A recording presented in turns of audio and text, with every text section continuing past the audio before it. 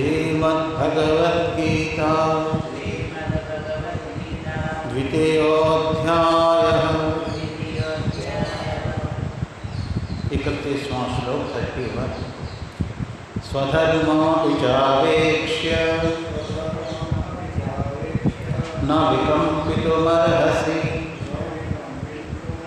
धर्म्यातीर्थाच्छ्रेयोऽन्यत् क्षत्रियस्य न विद्यते यदृच्छया चोपपन्नं स्वर्गद्वारमपावृतं सुखिनः क्षत्रियाः पार्थ लभन्ते युद्धमीदृशम् अथ चेत्त्वमिमं धर्म्यं संग्रामं न करिष्यसि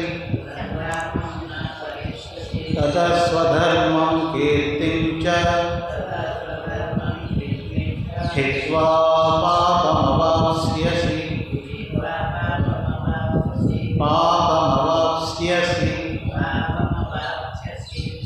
अकीर्तिं चापि भूतानि कथयिष्यन्ति ते व्ययाम्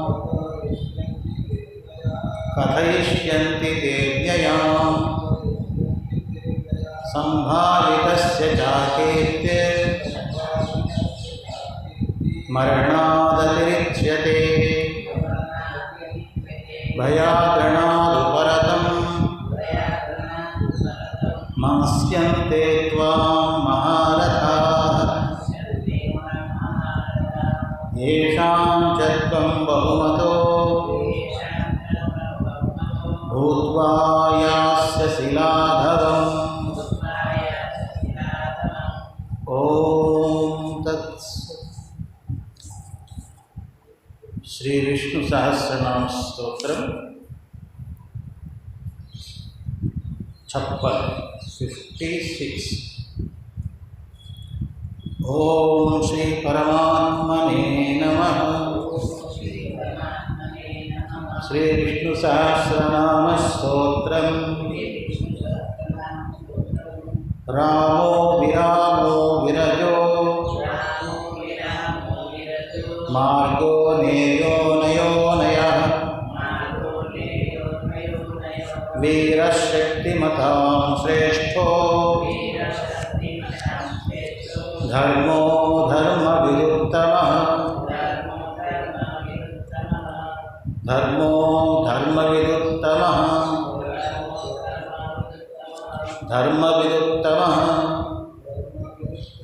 वैकुण्ठः पुरुषप्राणः प्राणदः प्रणवप्रभुः हिरण्यगर्भः शत्रुघ्नो व्याप्तो वायुरधोक्षजः ऋतुः सुदर्शनः कालः परमेष्ठी परिग्रहः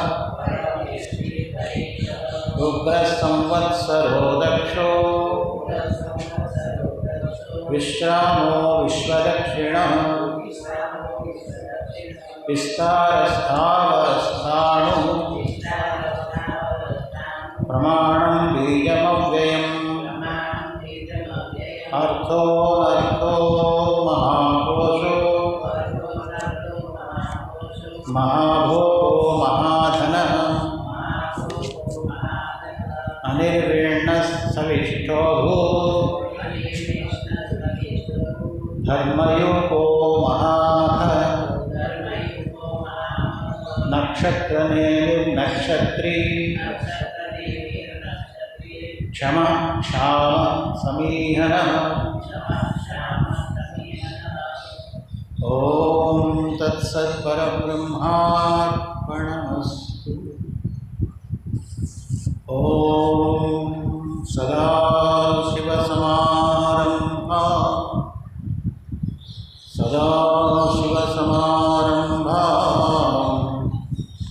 शङ्कराचार्यमध्यमाम् अस्मदाचार्यपर्यन्ताम्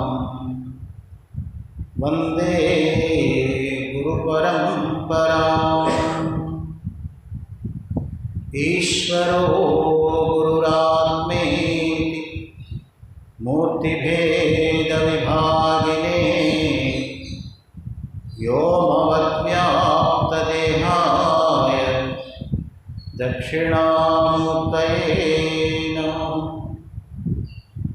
रामाय प्रतिबोधितां भगवता साक्षात् शिवेन स्वयं व्यासेन ग्रथितां पुराणमुनिना पाद्मे पुराणे शिवाम् अद्वैतामृतदायिनीं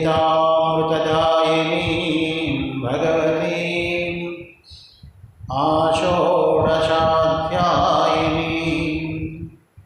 अम्ब त्वामनुसंस्मरामि शिवसङ्गीते भवध्वंसिनी। सर्वोपप्लवरहितः प्रज्ञानघनः प्रत्यगर्थो ब्रह्मैवाहमस्मि ब्रह्मैवाहमस्मि। ॐ शान्ति शान्ति शान्ति।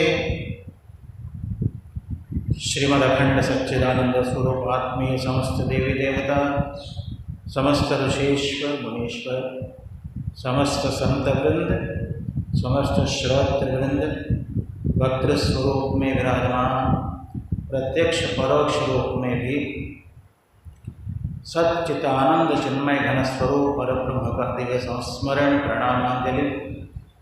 भगवान के अहेत की कृपा है हम लोग इस पवित्र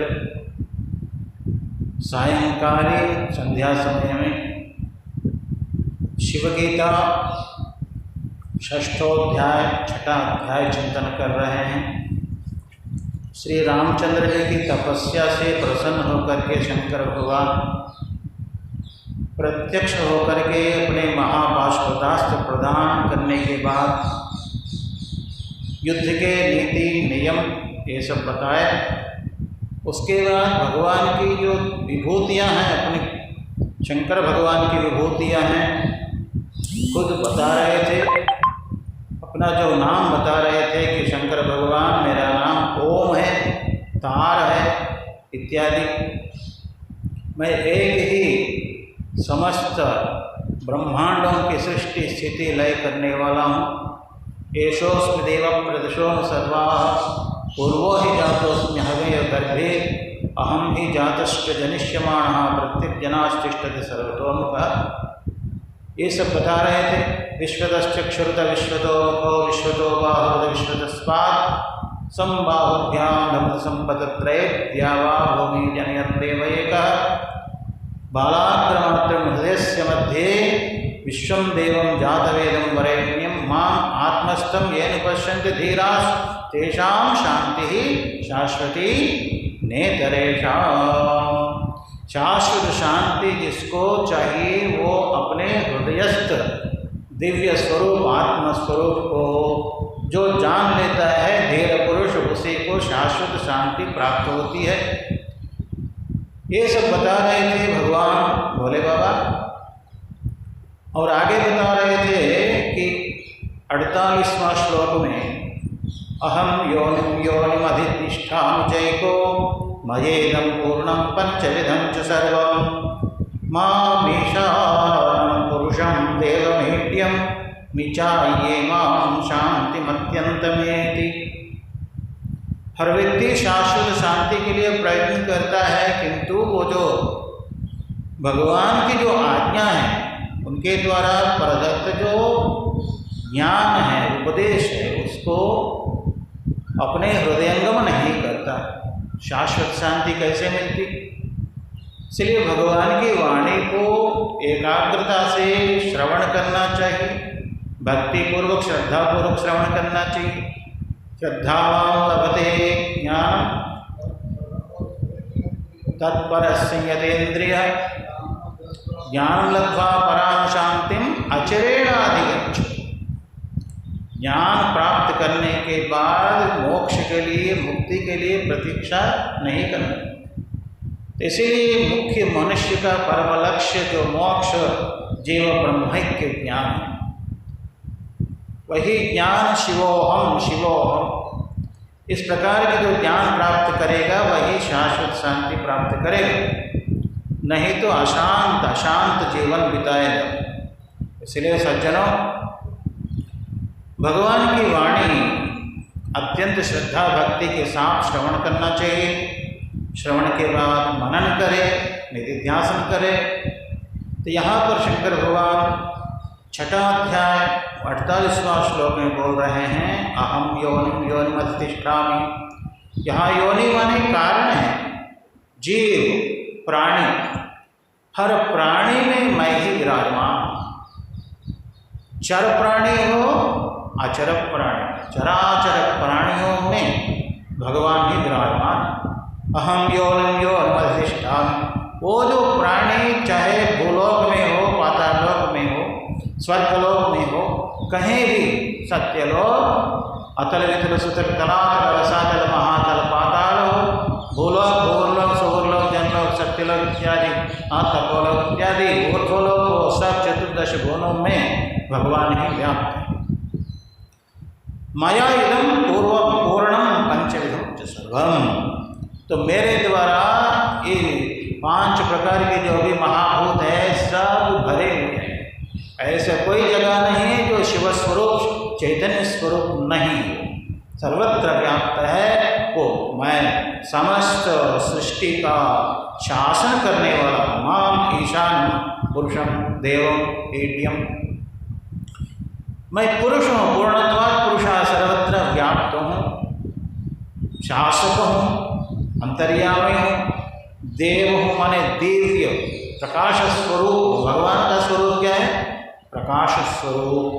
इसलिए केनोपनिषद में भगवान जब देवताओं में अभिमान हो गया था कि देवदानव युद्ध में कभी कभी देवता जीत जाते हैं, कभी असुर जीतते हैं। तो एक बार ऐसे देवता जीत गए तो अभिमान हुआ कि हम लोग अपने जो है पुरुषार्थ से जीत गए, अभिमान हो गई, भगवान की स्तुति आराधना सब छोड़ दिए।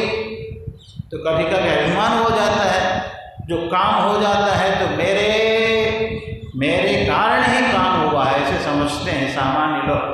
तो देवताओं में भी, वो भी देवताओं भी राग द्वेष से दूर नहीं रहते, उनमें स्वर्गलोक में भी भय रहता है। स्वर्गलोक में भी भय, सम्मान, अपमान होता है। कई कथाएं, कहानी है पुराण। इसीलिए सज्जनों, स्वर्गलोक पहुंचने के बाद भी आपको शाश्वत शांति नहीं मिल सकती। शाश्वत शांति मिलना हो तो कहाँ मिलेगी? अपने में, अपने आत्मनिष्ठा में ही शाश्वत शांति मिलेगी। भले ही आप स्वर्गलोक जाओ, कहीं जाओ, किंतु क्षीणे पुण्ये मत्यलोकम विशन्ति। भले ही अपने पुण्य के अनुसार स्वर्गलोक गए, खूब भोग हो गए, या अपने पुण्य के फलस्वरूप इस लोक में बढ़िया से बढ़िया जो है बंगला में रहे, खूब कार हो, एक की गाड़ी हो, हेलीकॉप्टर हो या विमान हो, जैसे भी हो, जब तक पुण्य है तब तक ये भोग भोगेंगे। तो उसके ये क्षीणे पुण्य मत्यलोकम विशन्ति।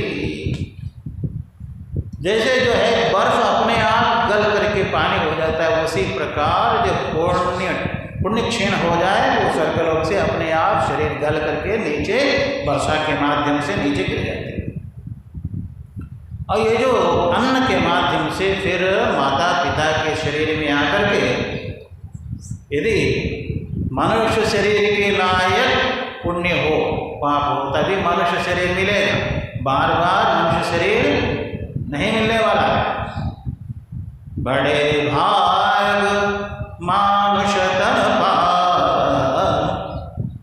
सुर दुर्लभ। ये देवताओं के लिए भी दुर्लभ है, क्योंकि ये जो शरीर से हम लोग कर्म कर सकते हैं, उपासना कर सकते हैं, इकट्ठा कर सकते हैं, पुण्य इकट्ठा कर सकते हैं, पुण्य रूपी संपत्ति इकट्ठा कर सकते हैं।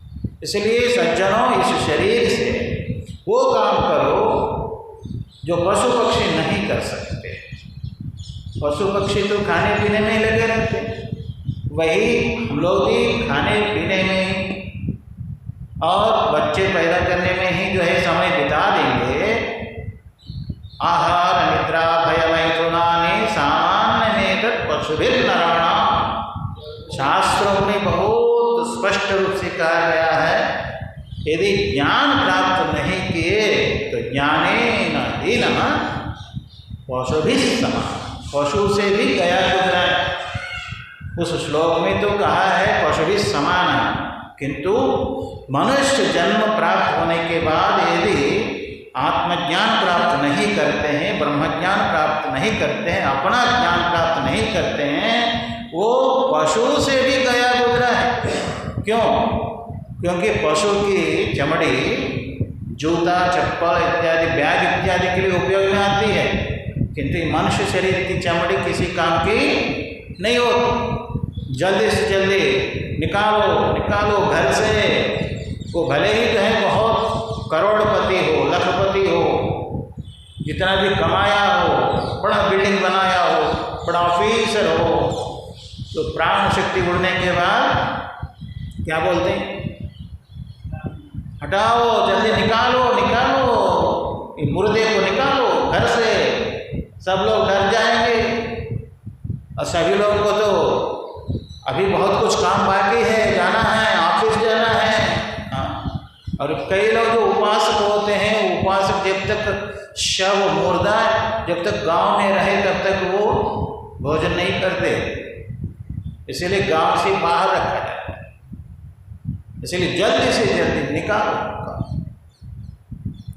इसलिए सज्जनों, इस शरीर पर अभिमान मत रखो, इस शरीर पर अभिमान मत रखो। जब तक शरीर है तब तक साधो, अपने लक्ष्य को साधो, जीव ब्रह्म के ज्ञान प्राप्त करो, तभी ये मनुष्य जन्म सार्थक होगा। किंतु हम लोग क्या करते हैं? बेकार की बातें, गप्पें, अनावश्यक बातें, चाड़ी, दूसरों की जो है चुगली, बहुत आनंद आता है दूसरों की निंदा करने में। इसी में समय बेकार कर लेते हैं। तो भगवान की उपासना स्तुति करने के लिए समय नहीं, टाइम नहीं महाराज, मेरे पास सब टाइम नहीं, समय। अच्छी बात तो उपासना, साधना, अनुष्ठान करने के लिए बोलते हैं, मेरे पास समय नहीं है। समय सभी के पास वही जो 24 घंटे, किंतु कोई साधन भजन करके ज्ञानी बन जाता है, कोई भक्त बन जाता है, जीवन मुक्त हो जाता है, कोई बेकार की बातों में समय व्यर्थ करने वाले महान आपत्ति को प्राप्त। जीवन का एक एक क्षण, संसार में जितना भी जो है सोना है, चांदी है, जितने भी गड्डी है, सब दे दो, किंतु अपने आयु का एक क्षण वापस नहीं खरीद सकते हो। आयुषः क्षण एकोपि सर्वरत्नैः न लभ्यते, नियते तद्वृथा येन प्रमादस्सु महानवो। आयु का एक एक क्षण बहुमूल्य है। समस्त संपत्ति देने पर भी वो एक क्षण वापस कोई भी ला नहीं सकता। उसको अज्ञानी लोग ये बोलने लगते हैं, महाराज हम तो बोर है, ये तो बोरिंग है, बोर लगता है। उन लोगों को आध्यात्मिक जो साधना है, अनुष्ठान है, प्रवचन है, ये बोर लगता है। तो समय कैसे बिताना है मुझे मालूम नहीं हो रहा है महाराज, मैं तो रिटायर्ड, सेवानिवृत्त। जब तक ऑफिस में जाता था, सुबह उठते ही खाना पीना, बस दौड़ो ऑफिस जाओ, वहाँ काम कर लो, वहाँ से फिर वापस घर आ जाओ।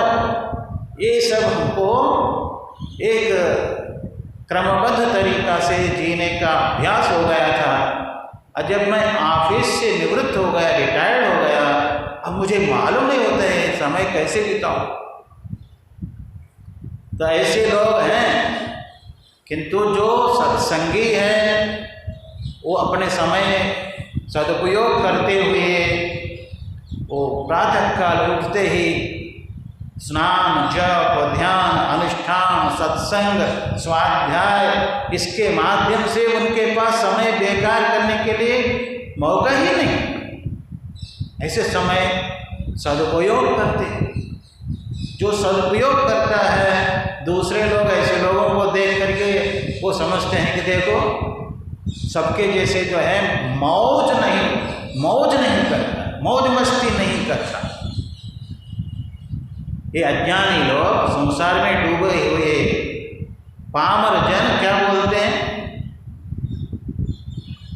मौज मस्ती नहीं करता, सबके साथ मजाक नहीं करता, बेकार की बातें नहीं करता। तो ये सांसारिक लोगों के लिए वो निशा सदृश है, और ज्ञानी लोगों के लिए ये सांसारिक व्यवहार सब निशा सदृश है, रात्रि से। इसलिए भगवान ने भगवत गीता में कहा है, या निशा सर्वभूतानां तस्यां जागृति संयमी, यस्यां जागृति भूतानि सा निशा पश्यतो मुनेः। जिस सांसारिक कार्यकलाप में अज्ञानी लोगों के लिए बहुत ही महत्वपूर्ण लगते हैं बाहर के चीज, वो ज्ञानियों के लिए, भक्तों के लिए गौण लगते हैं, तृणप्राय। इसलिए कहते हैं कि विरक्तस्य तृणम जगत, समस्त जगत ही तृणप्राय। इसलिए ये दोनों परस्पर भिन्न हैं। ज्ञानियों के लिए जो रात्रि सदृश है सांसारिक व्यवहार, वही अज्ञानियों के लिए मुख्य हो जाता है, दिन सदृश हो जाता है। और ज्ञानियों के लिए जो दिन सदृश है, ज्ञान, स्थिति, अनुष्ठान, आत्मनिष्ठा, अज्ञानियों के लिए वो तो रात्रि सदृश है। अरे उसमें क्या होगा, उससे क्या प्राप्त होगा, इस प्रकार। इसलिए कहते हैं दूरात् सुदूरे तदिहान्तिके च, ये आत्मस्वरूप अज्ञानियों के लिए दूर है, बहुत दूर है, और ज्ञानियों के लिए अत्यंत समीप है। कल परसों कोई प्रसंग आया था शिव महिमा स्तोत्र में, नमो नेदिष्ठाय प्रियदरदविष्ठाय च नमो। इस प्रकार जो है शिव महिमा स्तोत्र के बारे में चिंतन हो चुका है थोड़ा बहुत।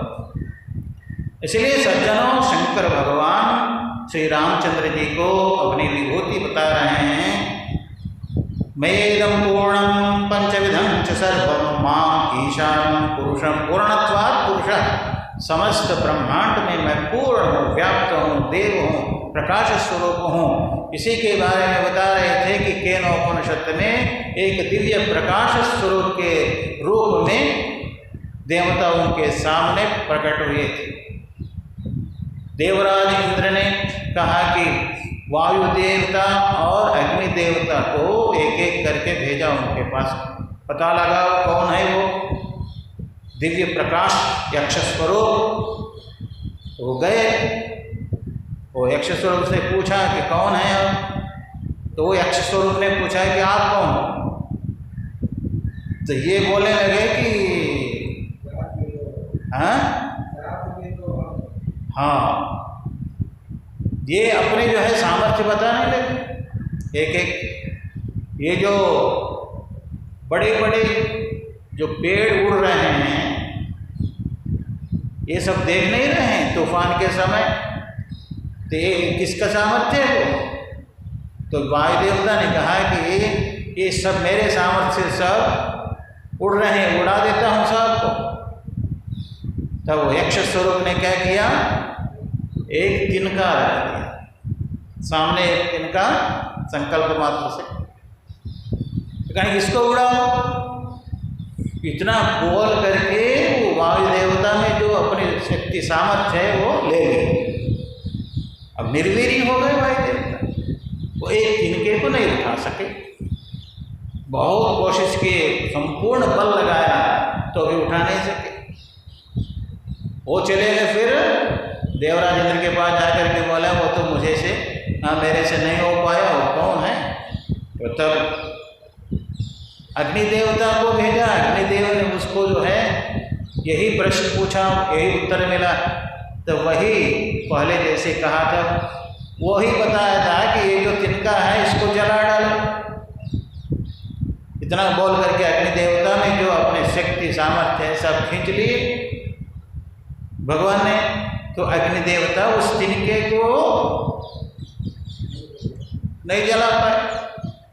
जलाना दूर की बात है, गर्म नहीं कर पाए, वो शक्ति है।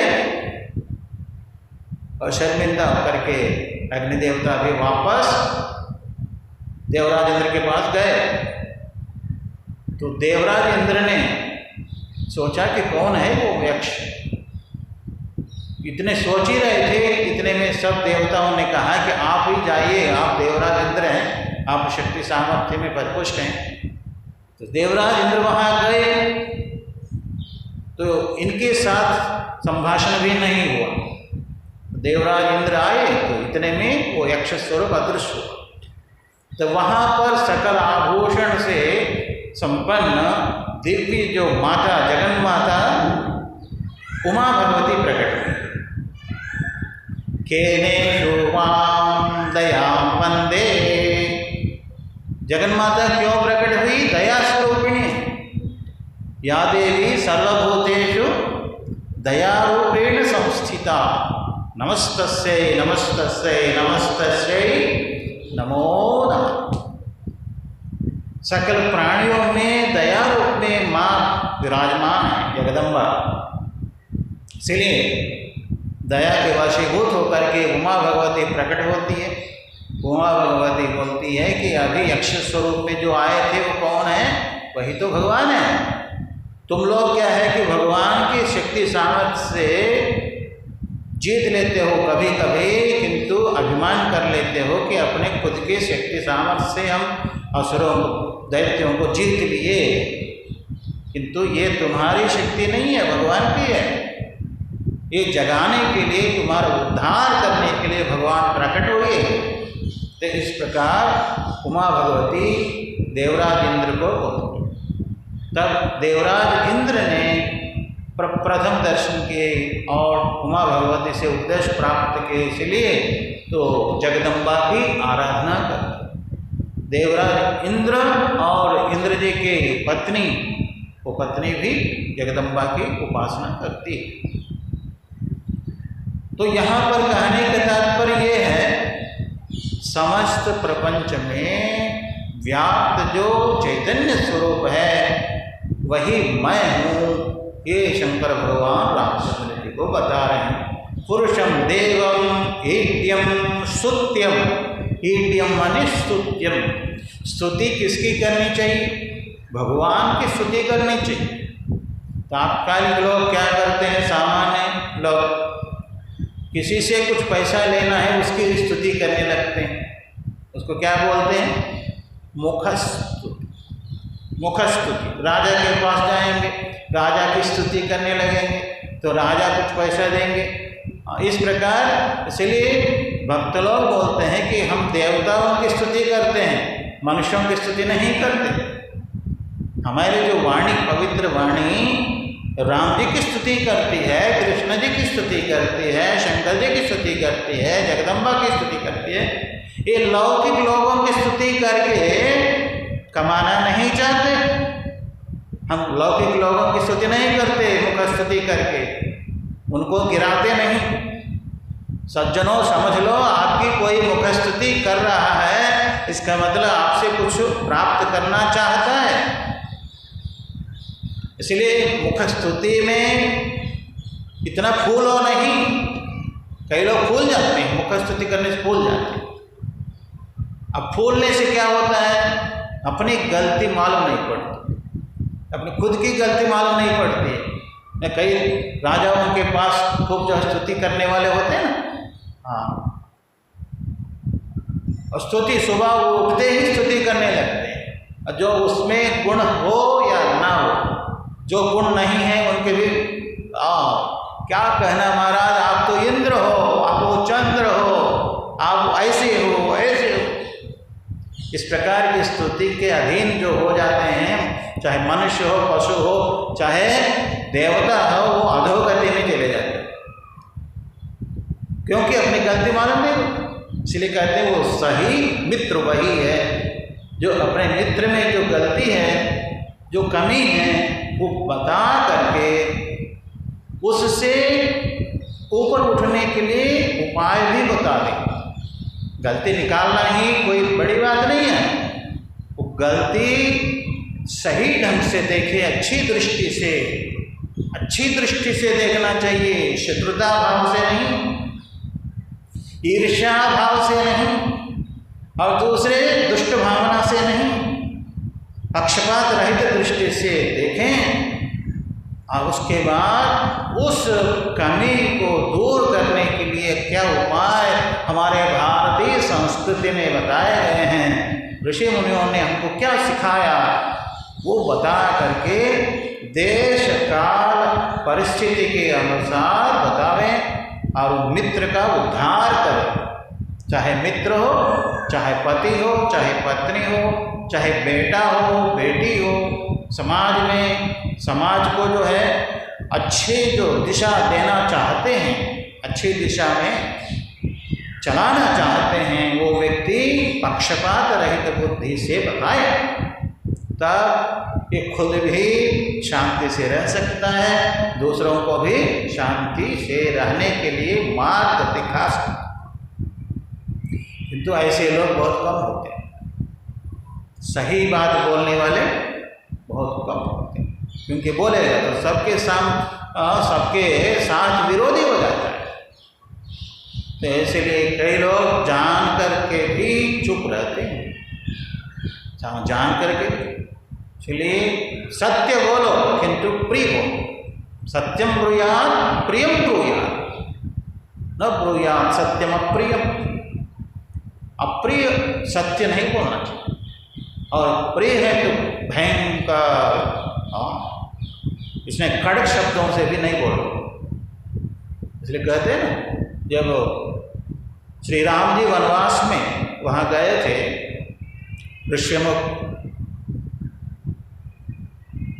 सुग्रीव जी ने दूर से देखा कि दोनों राम लक्ष्मण दोनों को देख करके हनुमान जी से कहा कि देखो कोई राजकुमार जैसे लगते हैं, धनुष बाण तो हैं, किंतु वेशभूषा कैसे है कि मुनि कुमार के जैसे, परस्पर विरुद्ध लगते हैं। ये कोई जो है हमको मारने के लिए मेरा भैया वाली ने भेजा होगा इन दोनों को। तो डरने लगे सुग्रीव। तब हनुमान जी ने कहा कि महाराज क्यों डरते हो, पहले तो पता लगाना चाहिए कि वो शत्रु है कि मित्र है, बेमतलब के क्यों डरते हो, पहले मालूम करो। तो सुग्रीव जी ने कहा कि कैसे मालूम करें, तो आप ही समर्थ हो जाओ, आप ही जो है पता लगा वो मित्र है कि शत्रु है। तो हनुमान जी आए ब्राह्मण वेश में, तो ये एकदम ऐसे जो है वेश धारण किए कि कुछ नहीं जानते हो, उस प्रकार सामान्य मनुष्य के रूप में आए सामने। तो दूर से ही श्री राम जी ने पहचान लिया, लक्ष्मण जी से कहने लगे, तो लक्ष्मण भैया ये जो आने वाला है ना, वो सामान्य लगता है कि सामान्य व्यक्ति के जैसे चल के आ रहा है, ये सामान्य व्यक्ति नहीं है, स्वयं नव व्याकरण वेत्ता, 9 प्रकार के व्याकरण ग्रामर पढ़ करके यार ये जो सब जान करके शिष्ट व्यक्ति है, इनसे जब बात करो, वो ये जो लक्ष्मण जी किनका अवतार है, आदिशेष का अवतार है लक्ष्मण, है ना। आदिशेष का अवतार है। कभी कभी इतना उत्साह बढ़ जाता है लक्ष्मण जी को, कभी सामने वाला इधर उठपटांग के बोलने लगेगा तो ये इतना भयंकर शब्दों का प्रयोग करने लगते हैं लक्ष्मण जी। इसलिए पहले से सावधान कर दिया राम जी, बहुत सावधानी से बोलना है इन लोगों से। सामने जो आ रहे हैं इनसे बहुत सावधानी से शिष्ट शब्दों का प्रयोग करो, उठपटांग शब्दों का प्रयोग न करो। सोयम नवम क्या करते। तो हनुमान जी आए, हनुमान जी ने पूछा कि आप लोग कहाँ से आ रहे हैं, कौन है? आपका जो वेशभूषा से लगते हैं कि आप मुनि कुमार जैसे ब्राह्मण के जैसे लगते हैं, तो आपके जो है ये भुजाओं में धनुष बाण है, ये राजाओं के जो है अस्त्र शस्त्र कैसे पकड़ लिए, परस्पर विरुद्ध है। इतना इन्होंने पूछा तो हनुमान जी ने, तो राम जी ने कहा लक्ष्मण जी उनकी जो शब्दावली का प्रयोग देखो, जितने जरूरत है उतने ही शब्दों का प्रयोग किए, अनावश्यक शब्दों का प्रयोग करके समय बेकार नहीं किया। तो उन 3 प्रश्नों में ये मालूम होता है कि सामने वाला व्यक्ति कितना अध्ययन किया हुआ है। ये तीनों वेदों का अध्ययन किया है, 6 शास्त्र जो शिक्षा, कल्प, व्याकरण, निरुक्त, छंदस, ज्योतिष इत्यादि जो वेदांग हैं इनका अध्ययन किया हुआ ऐसा व्यक्ति है। वाणी से मालूम होता है वो कितना शिष्ट है, वाणी से मालूम होता है कितना अशिष्ट है। अशिष्ट माने उटपटांग शब्दों का प्रयोग करेंगे, बेमतलब का प्रयोग करेंगे, दूसरों को परेशान करने का प्रयोग करेगा शब्द, अपने खुद के दिल को तोड़ेगा, अपनी वाणी से दूसरों के दिल को भी कष्ट पहुंचाएगा। चलो ऐसी वाणी नहीं बोलना चाहिए। कबीरदास जी भी बोलते हैं ना, ऐसी वाणी बोलिए मन का आप को, और न को दुखी करे आपन दुखी हो, है ना, और उनको दुखी करे आपन दुखी हो, ऐसा नहीं करना है। और उनको दुखी नहीं करना है, सुखी करना है। तो दूसरों को सुखी करोगे तब आप भी सुखी रहोगे। और उनको शीतल करे आपन शीतल हो। इसलिए सज्जनों ऐसी वाणी बोली, सोच विचार करके, हृदय में तौल करके, ये तौल कर।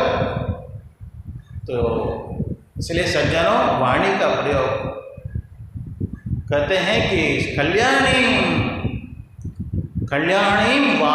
वाणी। श्री रामचंद्र जी हनुमान जी की स्तुति के रूप में लक्ष्मण जी को बताते हैं। ऐसे करीब जो है कई श्लोकों से बताते हैं कि हनुमान जी के गुणगान। इसलिए सज्जनों लौकिक अध्ययन या शास्त्र अध्ययन किए हो या नहीं किए हो, पढ़े हो न पढ़े, अनपढ़ हो, किंतु वाणी का प्रयोग करते समय दयामय प्रेमपूर्ण वाणी का प्रयोग करना चाहिए। वो हनुमान जी से सीखिए, शास्त्रीय ही तो हम लोग सिखाते हैं। चलिए कहते हैं कि ईड्य माने स्तुत्य, स्तवनीय। स्तवनीय कौन है? कोई 10 रुपये 50 रुपये दे दे तो उसकी स्तुति करने लगते हैं। तो इसका मतलब ये नहीं कि हमारे जो उनकी निंदा करने के लिए हम नहीं बोल रहे हैं, किंतु स्तुति भगवान की होनी चाहिए, तभी वाणी पवित्र होती है। महिम्नः पारन्ते परमविदुषो सुदृशी सुधे ब्रह्मादीनामपि तदवसन्ना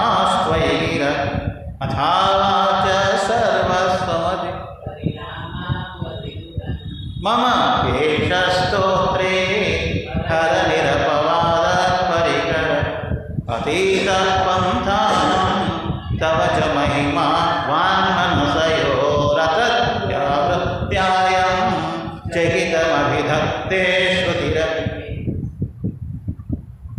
यतो वाचो निवर्तन्ते अप्राप्य मनसा सह। मन वाक जिस तत्व को नहीं बोल सकते, जिसको ना बोलने के कारण वापस आ जाती है वाणी और मन आ जाता है, ऐसे तत्व को वाक से मन से नहीं बोला जाता है। ब्रह्मा जी भी नहीं बोल सकते कि मैं कैसे आपकी जो है गुणगान कर सकता, स्तुति कर सकता, फिर भी मेरी वाणी को पवित्र करने के लिए मैं ये परिकर कर रहा हूँ, प्रयत्न कर रहा हूँ। क्योंकि भगवान की जो स्तुति है, आप लोग रोज आरती के समय बोलते हो ना, कौन सा है वो? कर्पूर गौरव के बाद एक श्लोक है ना, कर्पूर गौरव के बाद, हाँ, आश्रित गिरि समं स्यात् कज्जलं वरशाखा पत्रमुर्वी लिखति यदि गृहीत्वा शारदा सर्वकालं तदपि तव गुणानां ईशा पारं नयाति। वो देखो वहाँ पर जो है साक्षात सरस्वती मैया बैठ करके कल्पवृक्ष की शाखा को लेकर के लिखने लगे। स्याही कहाँ से लेना है? समुद्र में कज्जल का जो है वो मिला दिया जाए, स्याही बना दिया जाए, उसको संपूर्ण पृथ्वी पर यदि लिखा जाए तो भी हे भगवान आपकी स्तुति नहीं लिख सकते। अपरंपार है आपकी महिमा। असित गिरि समं स्यात् कज्जलं सिंधु पात्रे तुरतरुवरशाखा लेखनी पत्रमुर्वी लिखति गृहीत्वा शारदा सर्वकालं तदपि तव गुणानां ईशा पारं नयाति। भगवान के अनंत गुण, अनंत गुणों का पार हम लोग अपनी स्तुति से कर नहीं सकते।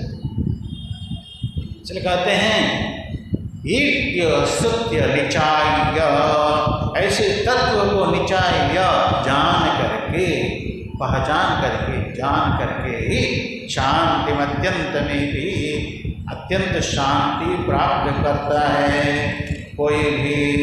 चलिए कहते हैं कि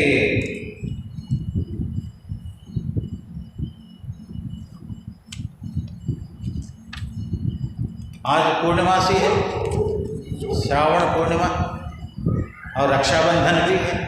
रक्षाबंधन की शुभकामनाएं सबको।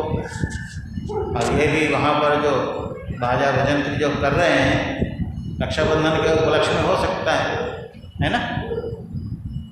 तो आगे बता रहे हैं शंकर भगवान राम जी से, प्राणेश्वंतर मनसो लिंगमाहोर यस्मिन् अशनाया च तृष्णा क्षमा च तृष्णां हित्वा हेतुजालस्य मूलं बुद्ध्या चित्तं स्थापयित्वा मय्यम् एवं ये मां ध्यायमानाः भजन्ते तेषां शान्तिः शाश्वती नेतरेषाम्।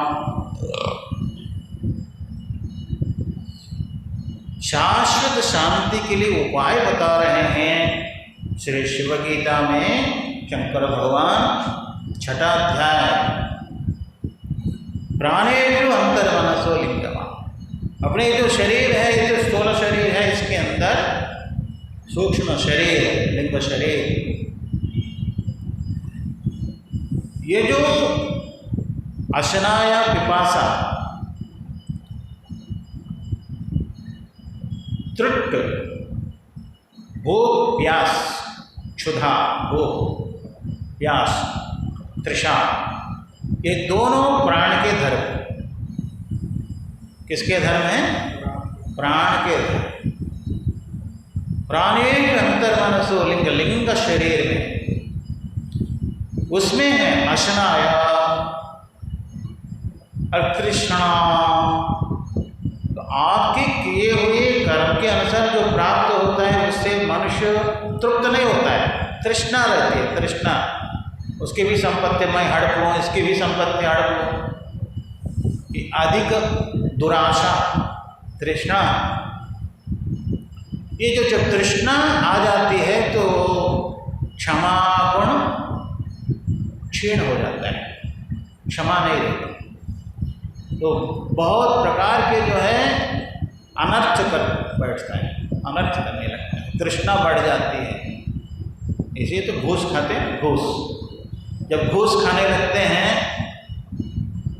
अपने सैलरी के जो भी अपने नौकरी के अनुसार जो पैसे मिलते हैं उससे संतुष्ट नहीं होते, वो तृष्णा बढ़ जाती है। तृष्णा के कारण घूस खाते हैं, घूस खाने के कारण फिर उसके अनुसार पकड़ा जाए, संपूर्ण संपत्ति जब्त कर, तृष्णा के कारण। तृष्णा अक्षमा, समस्त अनर्थों का मूल तृष्णा है। तृष्णा का मूल क्या है? दुराशा। उसका मूल क्या है? बाह्य पदार्थों में आशा, सत्य बुद्धि। और उसका भी कारण क्या है? संकल्प। उसका भी कारण क्या है? अज्ञान, अपना वास्तविक स्वरूप का ज्ञान नहीं होना। इसीलिए हे राम जी, जो शाश्वत शांति चाहता है उसको क्या करना होगा? तृष्णा हित्वा हेतु जालस्य मूलम। समस्त अनर्थों के हेतु तृष्णा को छोड़ना पड़ेगा। जब तृष्णा रहेगी, जब तक शांति, शाश्वत शांति नहीं प्राप्त कर सकते। तृष्णा हित्वा हेतुजालस्य मूलम बुद्ध्या चित्तं स्थापयित्वा मयि। बुद्धि पूर्वक चित्त को मेरे में स्थापित करो। नित्य निरंजन शिव स्वरूप, चैतन्य स्वरूप में स्थापित करो बुद्धि को, तब शाश्वत शांति प्राप्त करोगे। अनित्य ये जो संसार में बुद्धि को भटकाओगे, अशांत हो जाओगे। क्योंकि ये संसार क्या है? अनित्य है, अशाश्वत, दुख स्वरूप है। अनित्यम असुखम लोकम, भगवान श्री कृष्ण ने भगवत गीता में कहा, खुद ही कहा। ये अनित्य असुख स्वरूप में संसार में मन लगाओगे, बुद्धि लगाओगे, शाश्वत शांति कैसे मिलेगी? जो स्वयं ही अनित्य है, जो जिसको पकड़े हो वही चंचल है, तो तुम अचल कैसे हो जाओगे? जिसको पकड़े हो वही अनित्य है, तुम नित्य कैसे हो जाओगे? नित्य को पकड़ो तो नित्य हो जाओगे। ज्ञान स्वरूप आत्मा को पकड़ो तो ज्ञानी हो जाओगे। अज्ञान स्वरूप, अनित्य स्वरूप संसार को पकड़ोगे तो अनित्य और दुखमय हो जाओगे। इसलिए सज्जनों, दुखमय संसार को सत्य मान करके जो जीता है वो दुखी होता है ना? दुखमय संसार को सत्य मान करके जो जीता है, महत्व सर्वेश्वर को नहीं देता, संसार को देता है, वही दुखी होता है। तो संसार को इतना महत्व ना देते हुए तो सर्वेश्वर को महत्व देता है। सर्वेश्वर महिमा में बुद्धि को लगाता है, चित्त को लगाता है, वही शाश्वत शांति प्राप्त कर सकता है।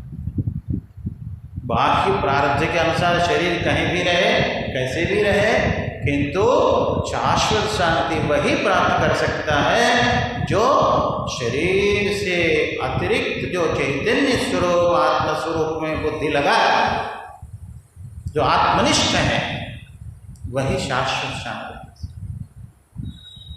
जितना अंतर्मुख होगा उतना ही शांत शरीर, जितना बहिर्मुख होगा उतना ही अशांत अशांत अशांत। बहिर्मुखता में कमाई में कोई सीमा तो है, कोई हद तो है, सरहद है। जितना भी जो है कमाता रहा, और भी कमाने की इच्छा होगी, और भी बढ़ाने की इच्छा होगी, संपत्ति और बढ़ाओ। अशांत ही अशांत जीते हैं। बाह्य प्रवृत्ति वाले, और जब बाह्य प्रवृत्ति से विरक्त होकर के अंतर्मुख हो जाते हैं, कई ऐसे देखो, बुद्ध भगवान, आदि शंकराचार्य जी, जितने जितने कई बड़े बड़े महात्मा हो, छोटे महात्मा हो, जो भी ज्ञान संपन्न हुए, भक्ति संपन्न हुए, बाह्य पदार्थों में महत्व ना देखते हुए भगवान के महत्व में तल्लीन हो गए, वही शाश्वत शांति पाए हैं। उन्हीं से इस दुनिया को शांति का मार्ग मिला। उनके जो वाणी है, पवित्र वाणी के अनुसरण करने वाले शाश्वत शांति प्राप्त कर सकते हैं, कर रहे हैं। ऐसी दिव्य वाणी है। इसलिए सज्जनों, हमारी भारतीय संस्कृति की महिमा कहना संभव नहीं है। इसलिए जितना हो सके, आप हो, आपके बंधु हो, आपके बच्चे हो, जितना हो सके भारतीय संस्कृति के अनुसार जो दिव्य शास्त्र है, उन शास्त्रों का अध्ययन करें और करावें, और उसका जो अर्थ चिंतन, मुख्य रूप से अर्थ का चिंतन भी जरूरी है। उसका अर्थ मालूम ना हो, निरंतर केवल पाठ ही करते जाएं, उसका अर्थ का चिंतन नहीं है तो वो भाव नहीं आता है, हृदय गदगद नहीं होता है। भगवान को चाहिए भावग्राही जनार्दन। इसलिए सज्जनों, यहाँ पर बताया जा रहा है समस्त अनर्थों का मूल तृष्णा हित्वा हेतुजालस्य मूलम बुद्ध्या चित्तं स्थापयित्वा मयि इह। शंकर भगवान श्री रामचंद्र जी को बोल रहे हैं, निमित्त रामचंद्र जी हैं, समस्त जनता के लिए उपदेश दे रहे हैं शंकर। जैसे भगवत गीता में निमित्त अर्जुन को निमित्त मान करके समस्त जनता के लिए, समस्त प्राणियों के लिए उपदेश देते हैं कृष्ण भगवान, ये द्वापर युग में, और राम जी को शंकर भगवान त्रेता युग में दिए।